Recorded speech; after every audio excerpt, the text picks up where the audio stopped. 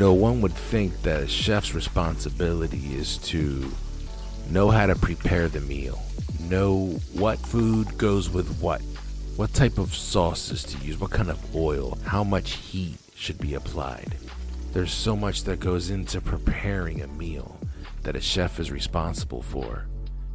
But today, I'm sharing with you a great story about a local legend here in Lancaster City by the name of Chef Oliver, who not only takes it upon himself to prepare meals of the West African diaspora, but he's also blessing everybody with historical information about how this food made its way from Africa right here in the United States and South America, throughout the Caribbean islands, up in Europe.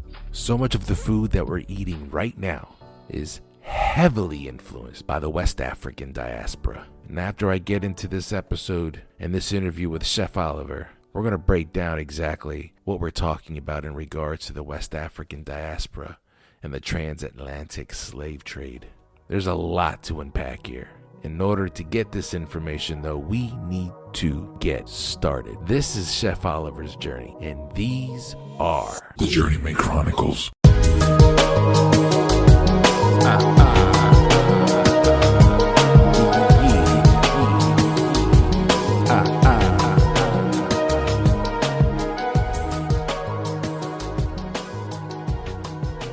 Contrary to popular belief, I am still here, even though my Niners gutted my heart Sunday evening, like Kano. I'm still here, and that's all the football I'll be discussing until September. I hope everybody's doing okay. It's been a tough go at it for some of us, I'm sure, with COVID and with sports and what have you. I hope that you guys are still maintaining focus and staying continuous through all 4 seasons. How about that? I threw that in the beginning. So what's going on right now? We are entering Black History Month, and I felt that it was important to not only recognize Black History Month, but to speak to somebody who is knowledgeable about West African diaspora, about the food that we're eating right now and how it's influenced by that. And we're going to get into the meaning of what that is here shortly. But I wanted to link up with Chef Oliver for a couple weeks now. We had to reschedule. We weren't able to get it done last week.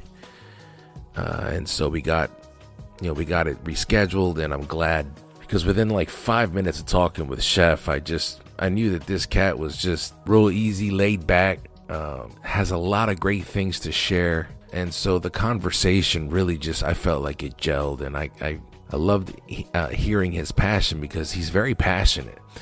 Not only about, obviously, right, cooking food, but the type of food that he's cooking and why it's important to him. So it was really interesting to hear, somebody who is banging out such wonderful food, and then he just drops knowledge on you. So I hope you appreciate this great episode I have here to start off Black History Month.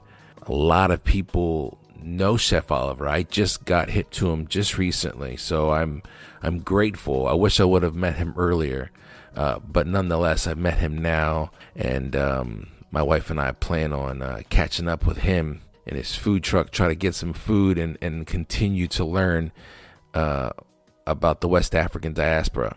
But enough of me talking. I know you guys just want to get to the interview, and I don't blame you, because Chef Oliver is a great guy, funny cat, and his story is just remarkable. So here we go. This is episode 18 of the Journeyman Chronicles with the Chef Oliver. Here we go. And you're doing a lot of work in Lancaster. There's a lot that you're implementing that's very exciting, especially diaspora. I want to get into that. I want to get into Homage. If you wouldn't mind just breaking down exactly. I know you're from Liberia. Is that correct? That is correct. Yeah, break down for me your journey from Liberia and how that even came about for you and your family. Okay, yeah, it's pretty much simple. I was born in Liberia, along with my 2 siblings, my 2 brothers, and my mother's side is Liberian. My dad's side is Guinean. Okay, which is a neighboring country. So we moved here in '79. and I was basically a couple months shy of 5. Okay. So I was pretty much raised in the States. So yeah, my dad was on a school visa. So our first stop was NYC. We lived there for about 5 years. We lived in Brooklyn was actually the first our first stopping point. We lived in Flatbush, and then from there we moved to the Bronx. He was actually attending Fordham at the time, Fordham University. Okay. Yeah. So so we're in New York City for about 5 years, and then he transferred to Colorado State University, which was basically, like way over on the other side of the country. So completely different. So we're in completely different. I mean, we went from a NYC where it's like everybody's in NYC. Absolutely. The whole world is there, to going to Colorado where it's you're not seeing your reflection. Right. Absolutely. I completely dig it. Yeah, you're not seeing your complexion. So we were there for about 9 months. We weren't there that long, and then he finished up in Millersville. Oh, okay. So basically, that's how we ended up in Lancaster. We went through the school district of Lancaster, graduate, and we went to Elizabeth Martin. Okay. And then Wheatland, and then obviously finished up at McCaskey. Yes, I went to Wheatland myself. Yeah. Oh, you went to Wheatland? Okay, yeah. So, what elementary school did you go to? I went to Buchanan. Well, then it was called Buchanan. Wheatland. Okay, and then, yeah. I could have gone to McCaskey, but I was getting bullied and picked on so much that my mom graduated from Lancaster Catholic. My dad graduated from McCaskey. My mom gave me a choice. It said, I'll just go where nobody knows me. So I went to Lancaster Catholic because I didn't want to get bullied and picked on anymore. Okay. I got you. When I was reading up on you, one of the things that stood out to me that I wanted to get into a little bit is when you were talking about your parents, you mentioned your mother's Liberian and your dad is Ghanaian. You had stated that when it came to moving into the States, for them, it was all about assimilation. I really was separated. Is that what we're talking about here when you mentioned you don't really see your own reflection? Oh, no. Okay. Well, as far as the reflection in Colorado was, I didn't see anybody that looked like me. Right. Absolutely. Right. That's what I was digging. So, yeah. Yeah. So that's what I meant by them. But far as the assimilation, and that's with a lot of immigrants. You know what I mean? Yeah. And even you, I'm sure you, if I'm not mistaken, your background's from the islands, right? Yeah, Puerto Rican. Yep.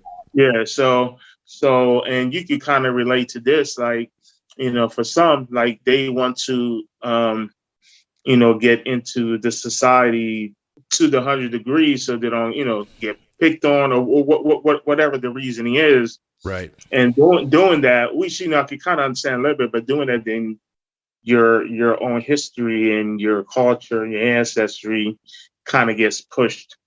Yeah. Pushed to the curb per se, Yeah. And I'll tell you a quick story. In 2019, are you familiar with the Baldwin Fellowship? A little bit. I did read up on that as well. Yeah, go ahead. You heard about that? Yeah. So that's distributed through Lancaster Community Foundation. And it's actually been, I think, like 12 years now, if I'm not mistaken. So it started out so they will pick a group. Well, you have to go through a process, the application process, basically why you want to be a fellow, et cetera, et cetera. So they pick anywhere from 7 to 10 people every 18 months, every 2 years, pretty much. Okay. The program is 18 months. So it's a $5,000 grant, and then each individual gets to pick their project, whatever that may be. And I was in the last cycle. My cycle was from September 19 to March of 21. So our cycle's ended. There's a new group of people that just started last September. But due to our group got hit hard due to COVID. Yeah.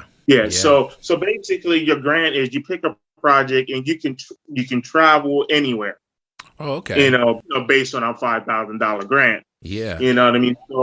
So I had made a trip to Charleston a couple years ago, and then I was going to go back home to Liberia in 2020. Obviously, COVID had other plans. Well, the governor is calling on places like bars, restaurants, entertainment, and sports venues and theaters to close after midnight tonight across the state. Wolf made the announcement during his daily press briefing. Restaurants will be COVID disrupted everybody's plans. Yeah, COVID was like, nah, son. You know what I mean? So basically, my project was going back home, not just in the physical sense, but in a spiritual, mental aspect, and for its culture and food. So really, it was the Baldwin that really made me shift my business brand. Okay. Do you know what I'm saying? Yeah. And also, like we were saying earlier with my parents, since growing up in an African household, but that wasn't really pushed. You know what I mean? There was like me having a chef background. There's only like a couple dishes, but then I was like, you know what? My parents are not going to live forever. You know what I mean? So I need to start tapping into like my background.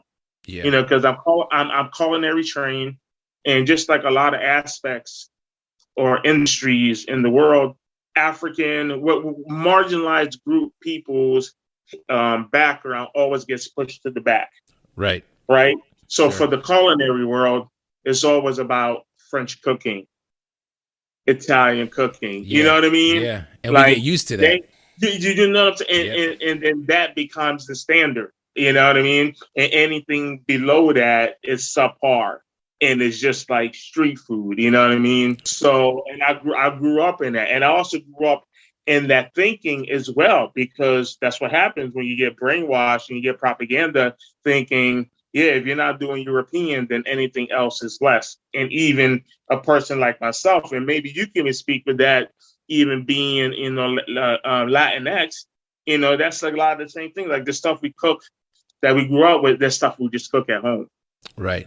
You know what I mean? That's it becomes like that. It becomes like that one really unique dish that your one coworker loves when you bring it, and they want to try it, but nobody else understands what the hell you're eating. It's always that unique. When I'm listening to you talk, I completely understand, and it's funny is like I get what you're saying. I never really thought about it until you started putting it in that context, because things like Italian food is. The irony is Italian food has become so Americana and so commercialized within the States that it's almost second nature to have a pizza.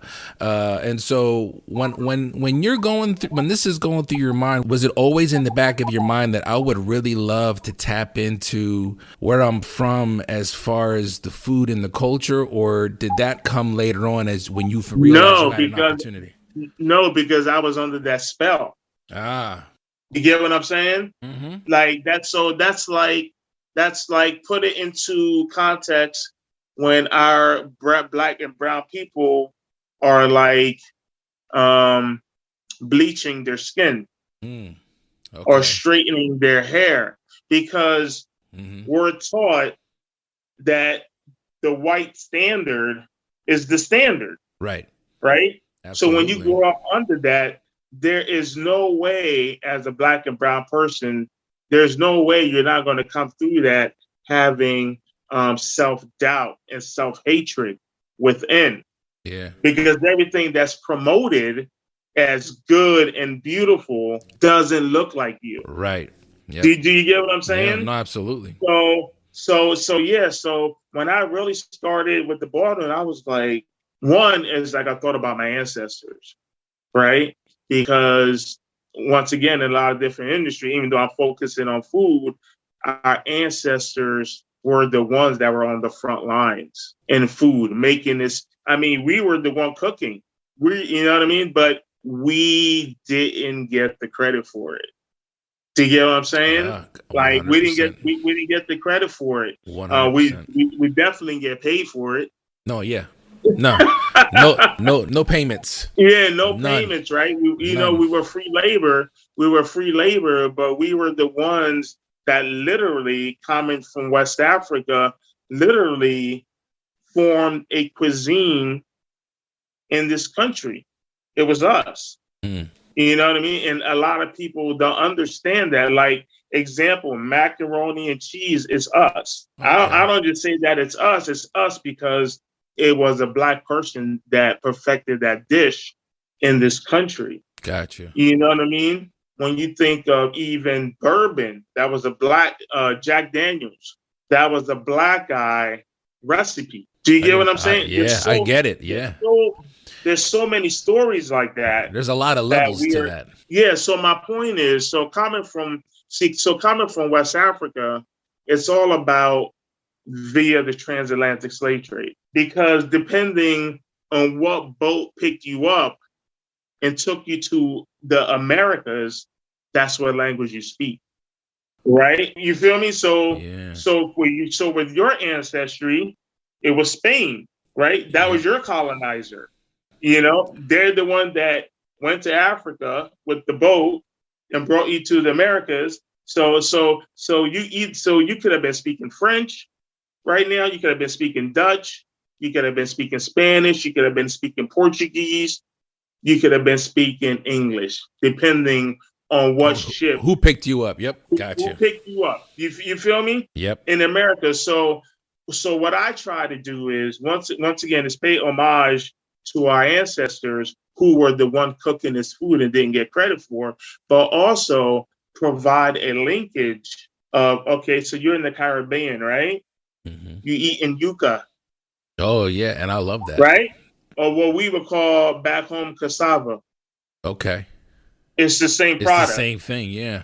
It's the same thing, but there's a linkage there. Do you know what I mean? Like Yeah.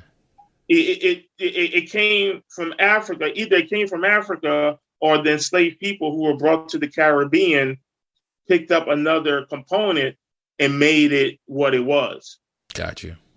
Do you feel me? So people don't understand when I say West African diaspora, I'm speaking of all that. So, but the thing is, when folks eat Caribbean food or Southern food or Central or South American food, they're not realizing that they're eating the West African diaspora.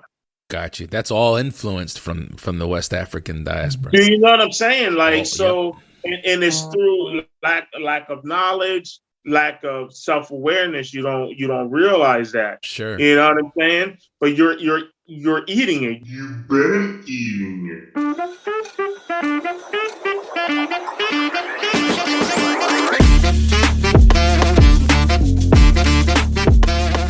You're taking this opportunity then to not only bring forth the culture within the food of the West African diaspora, but you're also getting people hip to the knowledge and the history of it as well. Which is a pretty dope combination because you don't expect that from a chef.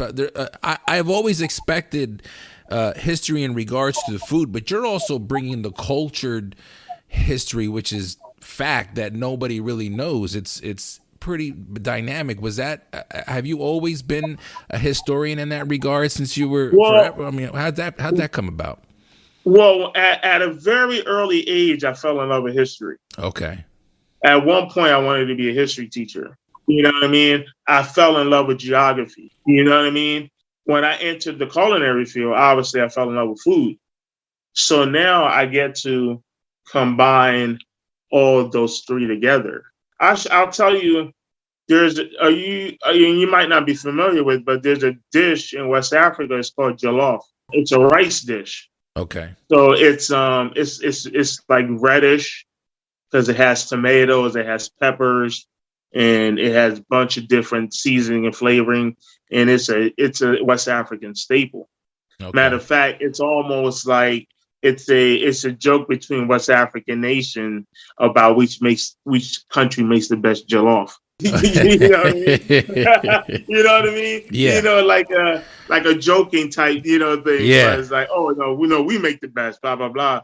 But if you go down to South Carolina, there's a rice dish called red rice, right? If you go to Louisiana, yeah, you have a dish called jambalaya. Yeah. Oh, okay. Yeah. If you go to all these different parts of the diaspora, even in the Caribbean, whether it's Cuban or Dominican or or Puerto Rico, you have some type of rice dish, Absolutely. right? And it's all because of where they came from, and it came to another place, and it just made a dish. It might not look 100% the same, Right. but that is the common denominator. Mm. You know what I mean? So there's the linkage. Like that didn't just happen by accident. You know what I mean? So Yeah. what I try to do is people who are ignorant and don't realize, like, we all came from the same people. You feel me? Absolutely. We all came from the same people. It's just like we were separated by different colonizers, different languages, but we all came from the same. There's a YouTube video that came out, I want to say like 6-7 years ago. There was a guy from Ghana, and there was a guy who lived in Guyana. Okay. Guyana, South America. And they met. They both spoke the same indigenous language from Ghana. Once again, the slave ship that came to what is now Ghana to the Guyana. Do you see that connection? Yeah. That's the power of the diaspora. That's dope. So that's why I try to do when I'm cooking and these different foods and these different ingredients. I'm not obviously just feeding you, but I'm also you're getting everybody. I dig it. You know what I mean? And that's literally the premise of why what I try to do and try to talk about. How do you go about doing just that, though? When you're making your meals, how are you incorporating the history that you just broke down for everybody? How are you incorporating that with the meals that you're making? Well, the history, one, I use social media for that. So okay. I have a food page that I try to connect the dots through that. But also when I'm doing like pop-up dinners and meals, I have a food truck, but it's kind of hard to implement a class with a food truck. I mean, I can put the dishes out, but no, I do different demos, and I do like pop-ups, and it just becomes it becomes a conversation piece for one, but also connecting the dots. So that's how I kind of teach it for that. When we talk about, and we mentioned it a couple times already, we talked about the pandemic. I know, reading on your story, that the pandemic and the Baldwin Fellow situation that you just broke down for everybody, that helped you focus on taking your company from the culinary services and rebranding it into Homage. Yes. It's such a cliche question, and I'm sure you've been asked this several times already, but the pandemic coming in and doing what it did, I know you already had things situated and set up like the rest of the country and the rest of the world did. How quickly were you able to think about how you were going to regroup and pretty much call an audible with everything that you're doing now? Because it seems like it didn't take that long. You were able to just kind of sit there and go, I know exactly what I want to do. I'm doing it this way. Yeah. So pre-COVID, my business, I didn't have a food truck yet. I just got a food truck last summer. So 2020 pre-COVID, I was doing catering and retail, and I was still doing events, but instead of the food truck, I would just like do a tent setup. All right. You know what I mean? So when COVID came, all those, like, good Lord, I think I had like 4 weddings planned that year. All got canceled. I had all the festivals that were coming up, obviously all got canceled. So what I did really, I started a delivery service. So I already had the retail because I have stuff in Lemon Street Market. Got you. Various different products that I carry. So I just took what I was doing for Lemon Street, and just took it on the road. So every week I would come up with a different menu. And actually that helped me with Homage. So I come up with a different menu. So every week could be a different menu. It might be like 2 to 3 different entrees. I have a juice there. I have some type of dessert and some type of appetizer. So I have about 6-7 different items every week, Monday through Friday. Wow. And it would change up. So really that kind of helped me with the aspect. And actually really that was actually like my best year of business, Yeah. despite the pandemic. Yeah, absolutely. Yeah. So then and then a lot of people started doing that. The same really? format that yeah. Oh, really? The pickup and delivery. Yeah. So I mean, yeah, I and it guess was that when all- you it say it was- that way, yeah, you're right. I just didn't I didn't think about it in that regards, but yeah, you're absolutely right. A lot of people started doing it that way then. Yeah, a lot of people started doing it. It was all good, you know. It was room for everybody to eat, you know. And but it did give me the vessel, the stage to formulate what I wanted to do, which is pretty dope. Yeah, I was just thinking that because, and I mentioned this in the last episode that I did for the podcast. I'm talking about how I'm just grabbing a drink. Go for it. The pandemic, as tragic as that was, it put people in a position where they were maybe able to kind of, like I said, call an audible, rethink and recalibrate. You had just stated that 2020 was your best year. And of course, nobody wants to suggest that the pandemic was great. We're not saying that. But the irony is that there was an opportunity there that you took and said, I'm going to do something, and not only just in regards to your passion for the diaspora, but you're also giving back to your community. And you had started a GoFundMe page for meals for people that you knew weren't going to be able to afford it, and that took a lot. So that was crazy. Yo. I was expecting maybe to do $1,000. That thing went to like $6,000.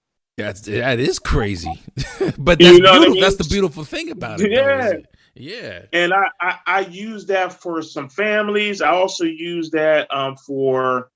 The YWCA has a woman and children shelter. Yes.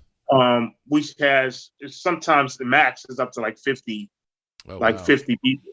So I did several things with them where it was like on a Saturday I made like 50 dishes. You know what I mean? And I delivered to them. I even did it. There was a couple times where not only did I do it, but I invited some other of my business friends. One did Italian ice, one did like miniature cheesecakes, and they all came and donated their stuff like to that. You know what I mean? And CAP has a domestic shelter division too, which I did stuff too. But it was awesome just to give back. And people, like I said, maybe they can't afford it. You know what I mean? People going through some tough times, so. Well, it was dope. Even during that time, I mean, at that time, there were so many people that didn't know what was going on and where they were going to get a meal. Yeah.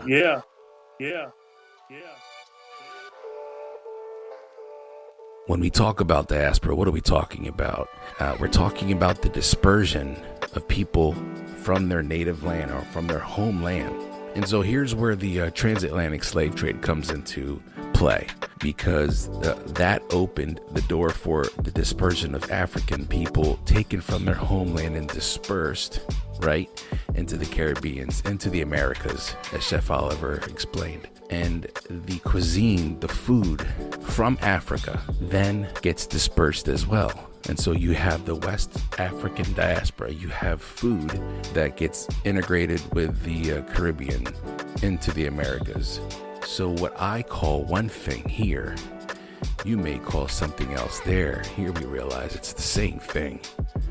And that's the beauty that Chef Oliver is really trying to tap into and share. He's trying to share this information. So we're going to take a quick break and get back to this great interview with the chef. We'll see you soon.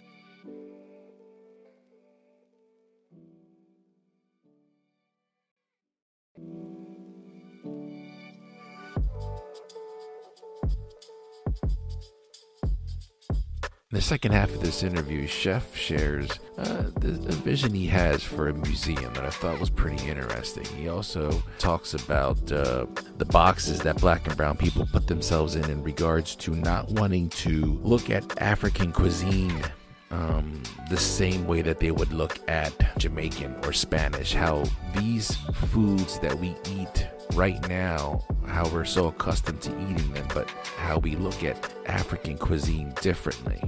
When really, as we talked about, it's all going back to West African diaspora. Hope you enjoy the second half of the conversation.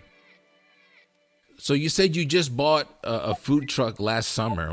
How is this? How are you implementing the food truck now? What's going on with that? So yeah, I got it. I started operations in July. Okay. I probably did about 60 events from July to November. Some events were better than others. As this year goes, I have to figure out how to formulate a better plan and kind of get more bang for your buck for the trailer. You just what were you talking about? The turnout in regard? Is that what you're talking about? Like turnout? Well, you go to some events where some people say, "Hey, we're going to have 700 people," Yeah. And then you get there and it's like you might get 100 people. Okay. You know what I mean? And it's like, and it's not just you. I could say it's just you did 100, but then it's like several other trucks. So you get there, you're like, you know what I mean? Gotcha. Yeah, I got you. Yeah. So. Well, how do you go about avoiding something like that? You just remember the spots that are good. You just try to remember. You just try to. So this year, I'm going to try to focus on companies where I'm maybe providing lunches to their staff for like 2-3 hours. Obviously companies that have a good amount of staff. Yeah, absolutely. So stuff like that. So just start like refocusing, and once again, more bang for your buck. So maybe instead of doing 7 events, maybe I'm doing 30 events, 35 events, but it's going to be more traffic. You know what I mean? So that's just one thing. Obviously, the trailer is just one of my revenue streams.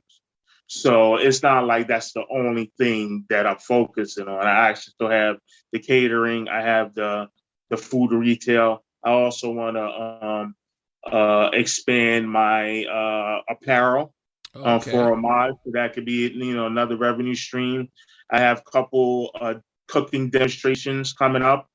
Once again, I'm an educator at heart. So that is something that, you know what I mean? Once again, just educating the folks on stuff that, like I said, they've been eating, but they haven't really thought about the linkage, back to West Africa. When you talk about being an educator, have you ever thought about pursuing that also as a career choice, or do you just like the way you're handling it right now? As career choice, as in how, and like becoming some sort of a professor and discussing the history of the diaspora, because you're doing it in a dope way. That's gonna be schooling. I'm really not trying to do schooling again. I mean, let's be fair real. Enough. Like, you know what I mean?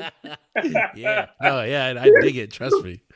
Yeah. No, I have partnerships with different farms and CSA where I have the opportunity to go and teach in that regards.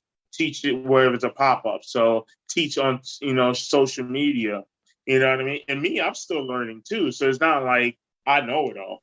Oh no, absolutely. You know what I mean? So I'm still learning as well. Yeah. Yeah, and that's what the beauty is of it. You know what I mean? And just keep rocking and rolling with that. And I try to tell people, like, even though I'm serving food is not the story.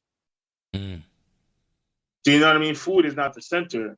The center is our enslaved ancestors and what they had to go through, and our past and our present and our future. That's the story. Mm.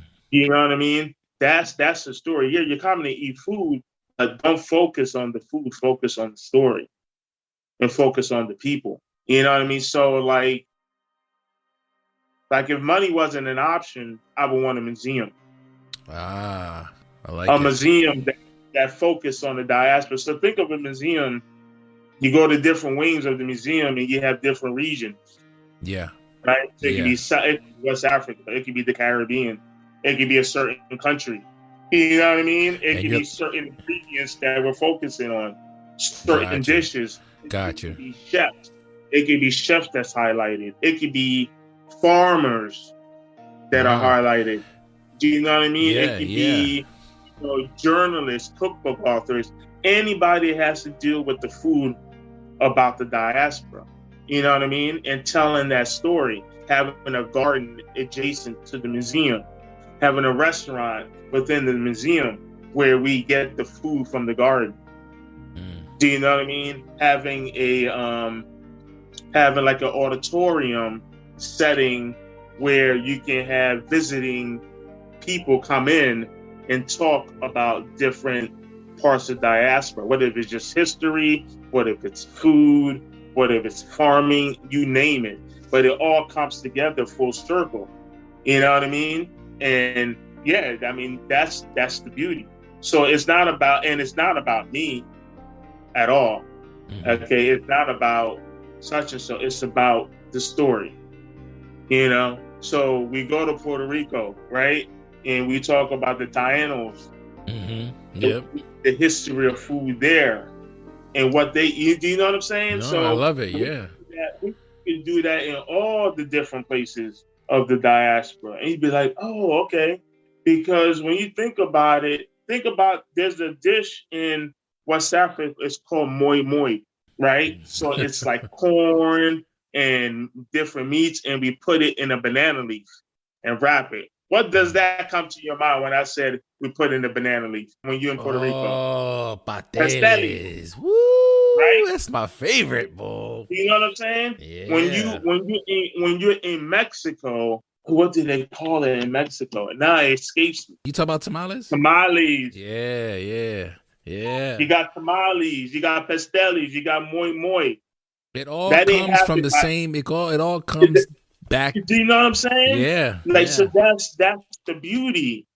That's the beauty. Now, it might not be all 100% the same. It might be different ingredients to each one, but it's coming from the same foundation.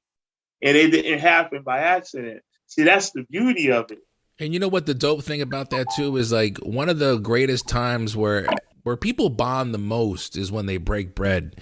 So here we are, we have an opportunity where we can sit down and eat together. Because food is that connector. Right. Food, do you know what I mean? Yeah. With food, there's more that connects us that separates us. I like that, yeah. You know what I'm saying? Yeah, it's true. It's true. Once people realize that, because I have to be honest with you, like, there has to be rebranding with us Black and brown folks, because there's so much that's been told about Africa in a negative light. Like, when people, so if I say to you, oh yeah, you know what, we're gonna go to this Jamaican spot, eat some grub, or we're gonna go to the Spanish spot, eat some grub, right? A lot of Black and brown people in this country are with it. Yeah. But if I say, yep. If I say, you know where I'm going, right? I know exactly where you're going. But if I say, oh, this is African spot, let's go. They go, yeah. Propaganda works, right? Yeah. Marketing works. You know what I mean? And sometimes, like, they don't see that, even though the chains are off. Yeah. They still act like they're on. But that's not a conscious thought. That's a subconscious thought. You know what I'm saying? Because if I say, let's go eat to a West African restaurant, if you eating Jamaican, you Spanish, you're eating West African food anyway. Exactly. You know what I mean? That's the whole trickery. And that's the dope thing, that what you're doing is you're getting a lot of people hip to that. You're breaking that barrier. Have you noticed, since you've been doing this in Lancaster, have you been seeing a turnaround as far as the white people that are coming in and absorbing the knowledge and the food, Black and brown people that are programmed? I gotta be honest with you. White people eat anything. Yeah. I dig it. So, and what I mean by that, like, I'm not saying it as a diss, but what I'm saying, like, they're not afraid to try a lot of things. Got you. You know what I'm saying? You know, with us, like, sometimes we're afraid to step out of our boxes. Do you know what I'm saying? That goes back to the program that you were just alluding to. Yeah, you know what I mean? Like if it's not soul food or barbecue or Spanish food, because if you're in Lancaster, you're gonna be hip to Spanish food because it's everywhere. Absolutely. So you're not afraid to eat that or Jamaican food. Do you know what I mean? But once again, but if I say like African, it's something they're not used to, and it's that programming like Africa this, Africa that. Like it's still mentally there. You know what I mean? So that's my goal.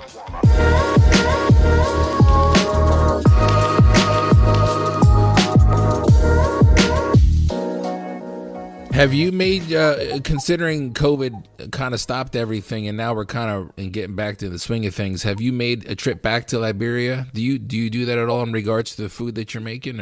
Is that coming? I'm gonna make a trip and hopefully everything's gonna be okay for this August. Oh, word! So you're going to this August? Yeah. So yes. Luckily, even though our cycle is over for the foundation for the fellowship, they still let us have the money. But obviously we ain't gonna have the money forever, so we have to use it up at some point. Absolutely. So I would like to go back home. There's so many, and once that's over, so many things I want to do. I got spots in Philly that I want to travel to with my one chef that I know. I got a farm up in New York I want to go to. I want to go back down south to Charleston, to New Orleans. You know what I mean? And like, because that's the diaspora. You know what I mean? And we got people. Are you familiar with the Gullah? Nah. Gullah Geechee? No. So during enslavement times, there was a new group of people that arose from slavery. So they stayed on like the coast up from North Carolina down to Florida. Okay. And even the islands off the coast, and they're called Gullah Geechee people. Okay. They are people who maintain their like Africanisms. Okay, I got you. Yeah, look them up sometime. Gullah Geechee, like they farm, they fish, like they maintain a lot of that culture. Okay, that's their life. That's their lifestyle. 100% is what you're saying. That's their lifestyle. They speak English, but they also speak a certain Creole too.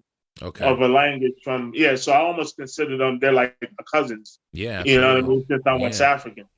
Yeah. So it's like dope. I want to go visit there, So it's pretty dope. And that's all, just people maintaining, who they are.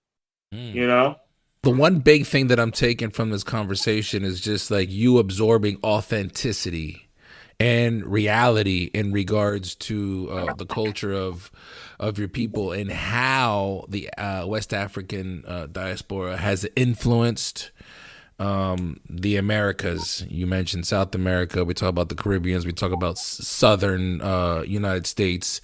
The cuisine that has been influenced from the Western Africa. You're passionate about that. And that I find to be a blessing that you're here in Lancaster. I'm thankful for, because now I know, my wife and I, we like to try and do new things. And I want to, like, once this conversation's over, I hope we can chop it up again and I find out where you're at. And I want to come bang out some food, because when I follow you on social media, you're making some wonderful food. All the food you're making looks fantastic, man. It looks really, really thank good. You. Your wife is Puerto Rican as well? She is 100%. Yeah. We're both 100%. So nice. She loves trying new things. I'm more like I'm the introvert in our relationship. So she's been helping me break out of my box. See, we talk about boxes. See, I'm breaking out of my box these past couple of years. So, she's all about trying new stuff. And I'm like, doing this podcast is a passion of mine, but it also has been helping me get to learn more about people that I'm surrounded with in our community, which was the whole purpose of it. So, one of the people that I interviewed was Christine Blair. She actually got me hip to what you were doing, and I looked. Oh yeah. Christine, good people. I'm assuming that you guys work together at the Lemon Street Market. Yeah. We worked over there. No, well, she worked at Lemon Street. I within the building is the Boys and Girls Club of Lancaster. So the Boys and Girls Club owns that building. Okay, I understand now. Okay. Yeah, so Lemon Street are tenants because I'm actually the cook for the club. Right. I remember reading that. So now that makes sense to me now. Okay, I got you. Yeah, so I'm actually the cook. So I'm still doing that. I mean, I ain't gonna like I'm trying to at some point extricate myself out of that situation, but I guess the money gotta look right. Yeah, I completely understand that, bro. So that's how we know each other. But yeah, I'm gonna this year I want to start doing some pop-ups because the pop-ups will be more about the education piece of it, where I can talk about the dishes that I make. Yeah, for sure. When I start doing that, I'll let you know, let you and wife know about it. Yeah, no, you gotta, please do, because like I said, I love what you're doing. I think it's dope. I never want to consider myself a history buff. I take my hat off to you because you know what you're talking about, and I love learning new things. But that's the thing, is I love learning. I love history in that regard. And so whenever somebody wants to break knowledge down, I always just want to absorb. And of course, it doesn't hurt to eat some good food while you're learning a thing or two. That makes everything so much better. What's a better way to keep people's ears open and with some good food, huh? Yeah, there you go, right? But Chef Oliver, I appreciate you taking the time. I know it's late. I know you got to get up early, but thank you so much for joining me. I learned a lot. Thank you, man. I appreciate it. Well, appreciate it for letting me make it up from last week. No, don't worry. Don't worry about that. Things happen. Listen, at least we reschedule. I've had several that they never even hit me back up to reschedule. So I ain't even sweating it. I knew I wanted to talk to you, and we got it taken care of. I'm stoked. Hopefully. Well, can I ask you one question? Yeah, go ahead. What made you decide to start your own podcast? Oh, wow. I got my own situation where I'm trying to find my way, so to speak, right? So I work as a dock worker for the past 11 years, and I'm at the point where I don't want to do this anymore because I work with the elements, you know what I mean? So you want to extricate yourself too? I listen. There's been many different scenarios that have run through my mind on how I want to extricate myself, but I try to keep it low key, and I know that I need to do something. But I say that because a podcast is always kind of floated in my mind, so to speak. Yeah. Now, but it was. I ain't gonna lie. Yeah. One day I was just standing at work, and I just came to the realization I'm not happy, and I'm going to be 43 years old. I said, I need to do something. I said, the hell with it. I'm just going to do a podcast by myself. And as soon as I said that, man, it was like the concept, the title. I always referred to myself as the journeyman because I used to rap. So that was one of my, like, the journeyman. So I went to electric school for 4 years to get my journeyman's license to do commercial electric, and that fell through long time ago. Different story. So I always considered myself the journeyman. So I said, I got a name, I got a concept. I came home, I told my wife, and I remember I told her, I said, I believe that I can do this, and it was the first time I wasn't afraid to do something. And when I felt that, like, because usually I'm the type of person that's like, I don't know, I might fail. This was the first time I was like, even if I fail, I'm not going to fail. I'm going to learn from it. And once I felt that, dog, I was like, let me go with it. I love talking with people. And whenever we would go to parties or gatherings, I was always trying to, like, learn about what people were doing and get to know them. And I was interested in their story. So that's how this whole thing kind of tied in. When I was like, I listened to podcasts with celebrities interviewing celebrities, but that isn't realistic to me. It's entertaining. Yeah, it's not realistic. I want to get to know any and everybody around me in my community, in my area where I grew up. I grew up in Lancaster. And so I was like, Lancaster and the surrounding areas. I just want to get to know everybody and share their journey, because everybody's got a story. You know what I mean? And even if it's just somebody that babysits the neighborhood kids, you know, they send them off to the abuelita that's babysitting 13 kids. I'm sure she's got a wonderful story. Let me talk to her, you know, like, and share that story with everybody. So, like, when I saw what you were doing, I was like, this is dope. It's a great story. And like I said, I mean, I appreciate you giving me your time, because I know that you've already told this story several times, but I feel like the more that people hear about what you're doing, the better that we can be as people. Like, when we get to learn about one another a little bit more, we become better people. And so it kind of ties in with what you're trying to do as well. So anyway, I was just a long-winded answer, but that's how that came about, man. No, I appreciate it. So how can I watch your shows? Okay, well, your podcast. Right now it's just only audio. Okay. But you can find me on Spotify, Apple, Google. I'll send you a link when we wrap up here. I'll send you a link, and for sure, hopefully within the next couple months, I'm going to start implementing video. The thing is like I know what I need to do. I'm doing this all on my own, and so I'm trying. I like the podcast, because I'm a podcast guy. I'm a big NPR guy, podcast listener stuff. I listen to NPR every morning, and I love it. And so thank you, man. But I'll send you a link, and this will be like episode. I think yours will be episode 18. And so I was doing it every week, but working full time, it gets. I feel you. It gets hard, tough. so I had to split it up bi-weekly. And I'm hopefully I can get it back to doing it weekly. But I want you to write something down. Okay. Netflix has a documentary series out. It's a 4-part series. I want you to watch it. Okay. You don't have. It's only 4 parts. You don't have to watch it all at one time. But at some point, it's called High on the Hog. When you watch that, you'll understand like what I'm talking about, like more. Okay, word. Yeah. High on the Hog. Definitely keep it. Yo, I appreciate you, man. Thank you so much. I appreciate you. Thank you. Yeah, get some sleep, man. Take it easy. I'll talk to you soon, hopefully, right? You too. Bundle up. All right. Bet. All right, brother.